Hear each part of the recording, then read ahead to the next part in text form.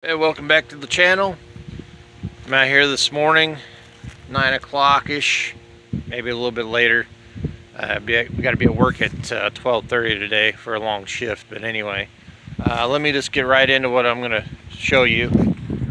So anyway, I know in the archives of my old videos, I did a factory exhaust upgrade for the SLANT-6 for maximum flow. If you're wanting to keep the exhaust manifold, what I did was I came in here, but this video is going to be, sorry, jumping ahead of myself. This video is going to be step by step on how I did it, unlike the other videos, which has already showed most of the stuff already done. But I'll repost the part numbers in this video for the newbies. Anyway, let's start off by, I already modified this block and this plugging this deal off here. I think this might have been a sensor or something that went in here or whatever. I went ahead and gasket matched all the ports, cleaned all the ports up. Got rid of the heat flap out of here, and in where the rods used to be, I threaded the holes and put grade 8 bolts in there and cut them off and plugged them off with some, and not only did I tighten them down, but I used red Loctite on the threads, so now there's no flow restriction. So anyway, what I'm going to do is I already ordered two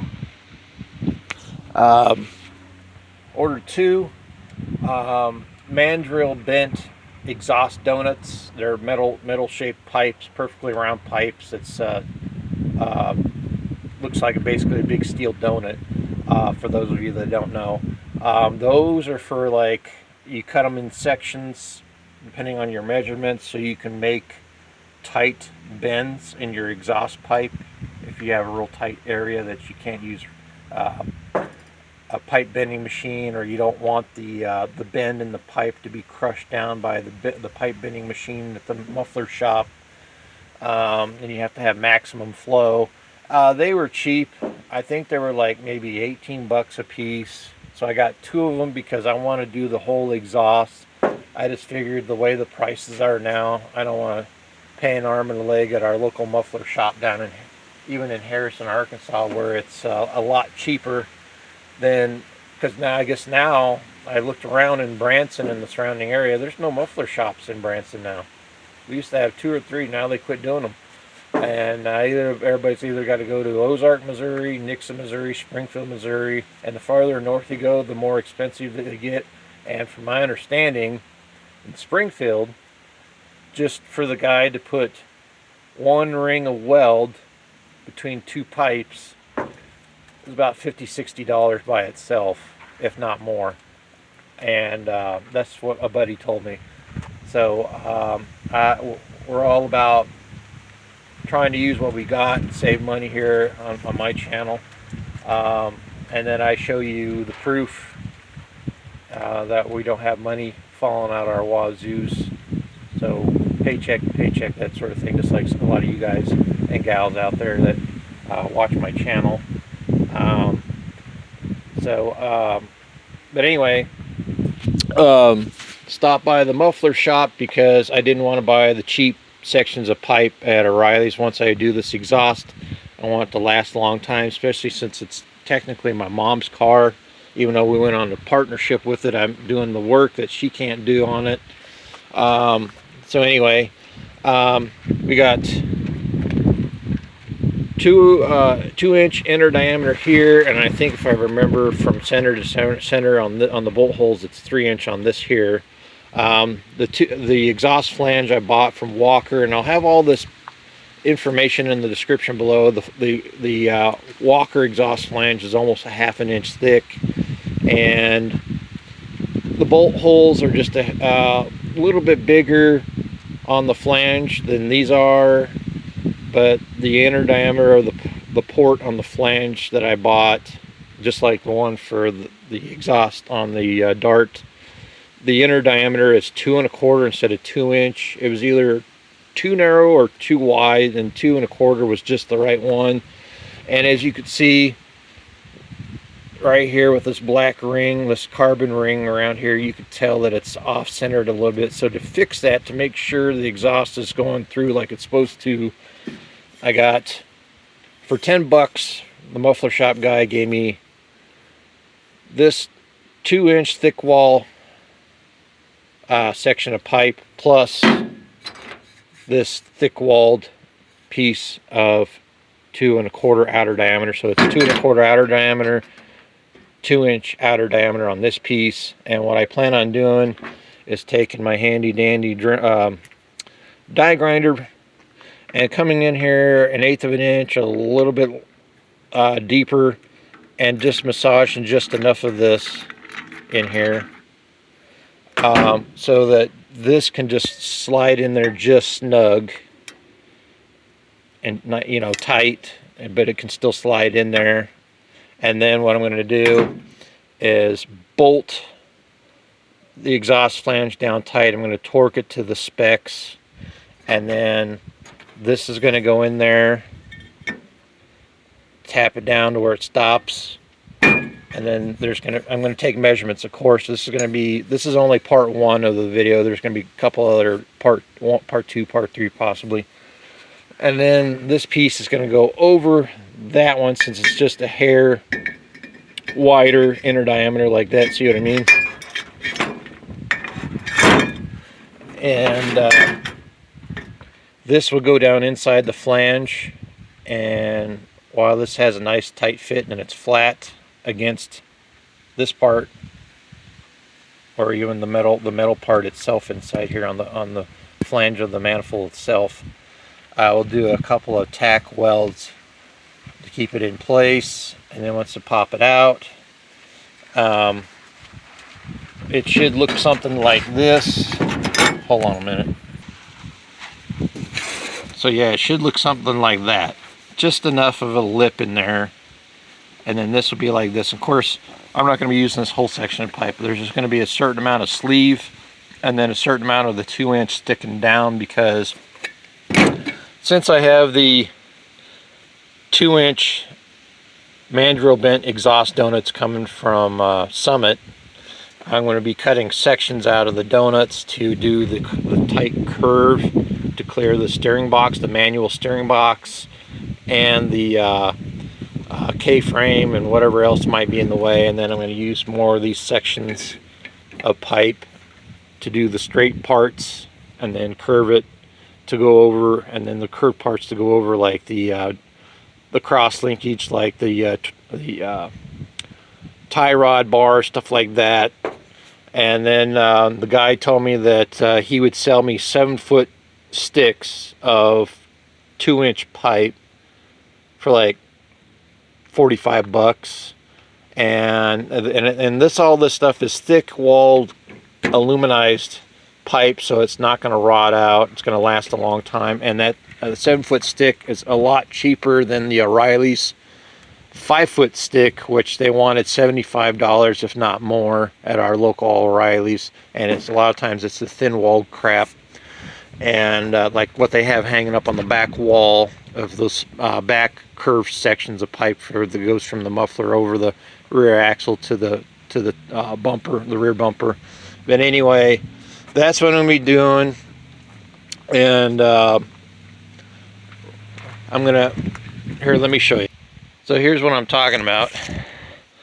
This is the Afterburner muffler by Flowtech. It's a division of Holley. It's a 2-inch inlet, outlet, and this muffler can be reversed for competition series. So it's a 3-chamber muffler. It's got but instead of the pipe just opening up into this chamber, the pipe goes from this chamber and dumps into the middle chamber, and that section of pipe that goes in that first chamber has almost like the little glass pack louvers inside of it, sticking out inside of the pipe. And then this side does the same thing. It goes through the first chamber into and dumps out into the middle. And this gives the SlantSixes really good flow, but at idling and taking off, whatever, going down the road, this, especially at idle, this makes it sound like a stock V8. And then I've got the 2-inch, or 2 1/4, because I had to use a section of a little bit of 2-inch pipe flared, or what was it? Yeah, this is all 2 1/4. So this had to be welded up right here. But yeah, this came off of the Dart. And then there's that Walker flange, aftermarket flange that I bought years ago. And then what I do is I go, and there's a wall there at O'Reilly's behind the counter that has all the different exhaust flange gaskets and the crush sleeves that go inside for the other make and model of vehicles. Well, I find the gasket that matches up to the flange diameter and the bolts. Anyway, you can also find one, I think it's for a Nissan V6 or something, 4-cylinder or whatever, but it's not only got the fiber inside, but on the outside it's got a thin sheet metal plating on both sides, and then it's got a thin sheet metal lip that goes around the inside, so that makes it even better. But what I like to do is I like to spray a real heavy coating of copper Permatex spray on both sides of these stock factory gaskets. Let them dry for a few days until they stop getting tacky, and then I come back in with some 700-degree Permatex copper gasket sealant and go around on the inside and make a thin layer here and a thin layer on the opposite side. So when this compresses and gets torqued, it's guaranteed not to burn out and leak, especially since the factory exhaust pipes on these SlantSixes are nowhere near the inner diameter of the exhaust manifold. I think they're like 1 3/4, 1 3/4, or 1 7/8, or some crap like that. They're really restrictive, and the flange is not very thick from the factory. And what happens is they end up warping over time because it's restricting all that exhaust heat and gases. And it also causes your manifold to heat up cherry red. I don't know if you ever went down the highway, pulled over real quick and looked at your exhaust manifold with the stock exhaust. Yeah, manifold glows cherry red, and a lot of times people have problems with the manifolds cracking. So years ago I did a test. I ran the stock one, same thing. Put this on, did the same test, ran down the highway, pulled over immediately. I could hardly see that exhaust manifold glowing in the dark under the hood, and compared to when it had the stock exhaust. And that was the other problem. When I had the stock exhaust, I was constantly burning out gaskets no matter how tight I did. I went and ground down the outer ends of the flanges. It still was had a problem, and it was just really restrictive. So anyway, this particular system bolts up to the Valiant, but the problem is this backside right here on this neck pushes up against the steering box, and for some reason on the Dart it doesn't seem to do that. So something about between the Dart and the Valiant, the way they're designed, I don't know if it's the framework, the way the engine sits, or whatever. It seems like the Valiant's a tad bit narrower.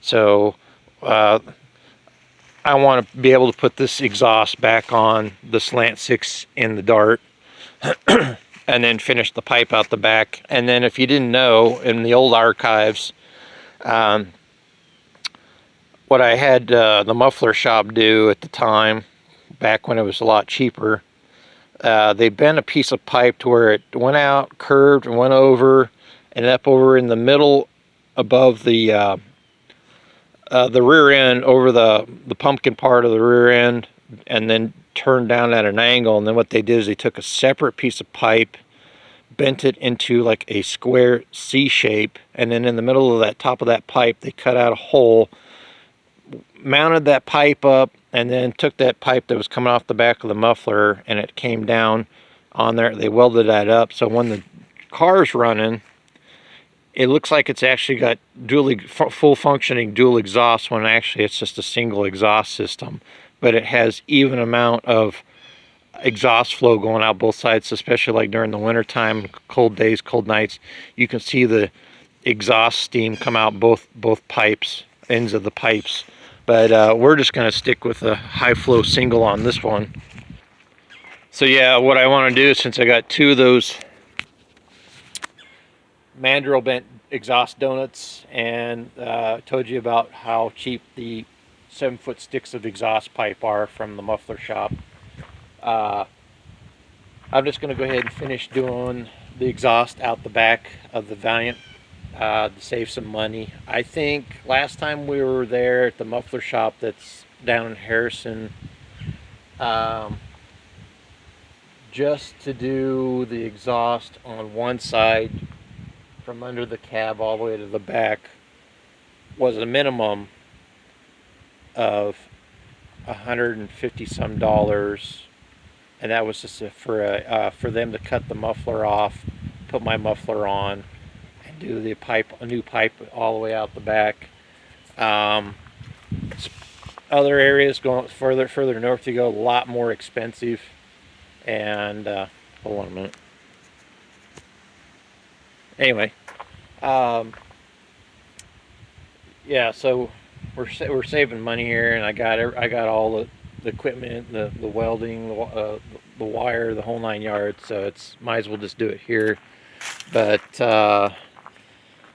yeah, so like I said, this is part one for the modification for the SlantSix stock exhaust.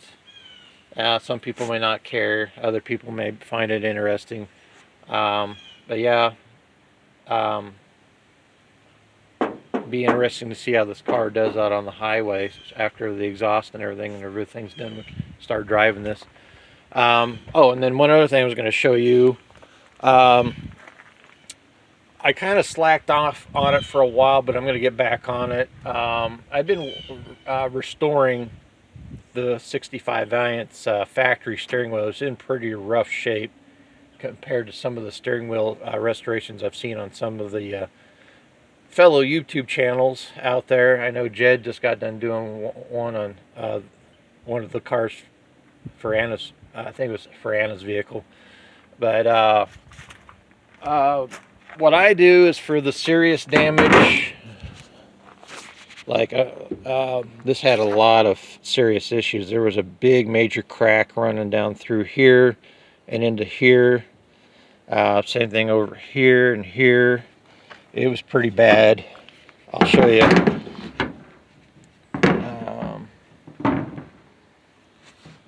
That's how far the cracks went through, all the way through on these sides and down into the deal here. Same way. But what I use is the for this really serious areas, it's really bad, the big gaps, and I want something to really reinforce the area. I use the brand called Marine Tex. You can buy it in the little red, white, and blue boxes on Amazon. Pretty cheap, 16, 17 bucks, whatever. It's some pretty tough stuff. It's originally made for repairing boat sections on boats, the fiberglass and whatnot. This stuff comes in a liquid paste form, and it's got a liquid hardener, and you got to mix it up, and then when it dries up, I let 48 hours to fully cure, and it's really tough stuff, but it sands real easy. It sands just like Bondo, but it's 5 times tougher than Bondo is. It's really good stuff. This stuff is gasoline and diesel and everything else proof, and it's not resistant, it's proof. One of the guys on an automotive chat I stumbled across had to repair a part, and they submerged the part with this repair in gasoline for 48 hours. The stuff never flaked off, it never melted, it never peeled off, never did anything. It's this is also what they use inside the thermoquad carburetors to reglue the little fuel caps under the bottom side of the plastic housing. But anyway, as you can see, I went, like before all these repairs, I went in with my a long little grinder bit on my Dremel tool and rough ground the areas in there so this stuff had a good place to bite onto. And any of these places that have the cracks, like I got some really, I don't know if you can see them out here. We might have to step out into the sun. We're kind of shaded right now. But anyway, let me like, let's see here. There we go. That might help a little bit.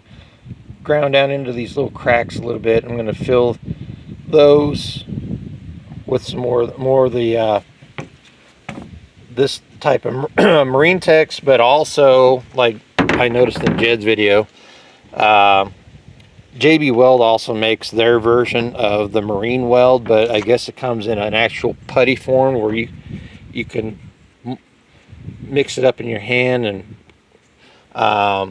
it's not a liquid, more of a paste. I've got, this is a pretty gnarly area right here I got to do. The metal rod inside the steering wheel is showing. So I'm going to have to come in here, and I've already ground on this to rough up that metal bar. I got to lay some of that putty across there. You can see it real bad right here and over here, and then finish that up and get it ready to get it done and get it painted.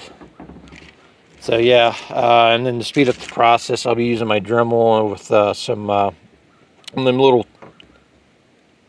I don't know why that keeps going out of focus, but anyway, the Dremel little bits with the little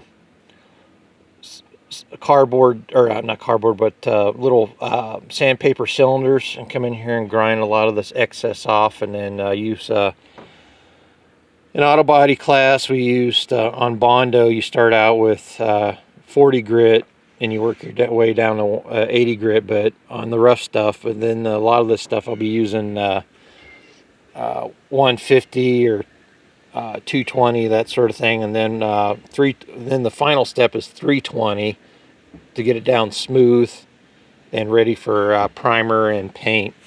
But anyway, but yeah, just wanted to show you that. And anyway, stay tuned for more. Like I said, this is only part one on the exhaust. I had a guy coming by one of my SlantSix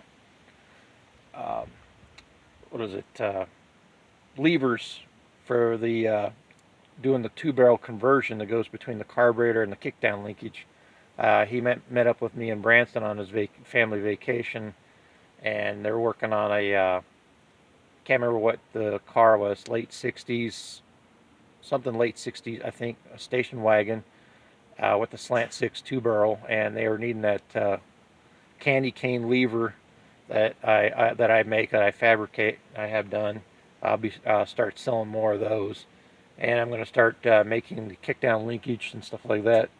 And so anyway, maybe you'll be watching this video and put a comment below that he's watching the video or something, and I'll show you step by step, like I said, on how to do this stuff. Until next time.